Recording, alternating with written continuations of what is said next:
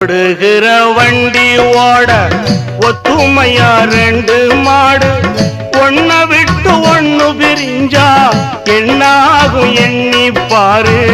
ஓடுகிற வண்டி ஓட ஒத்துமையா ரெண்டு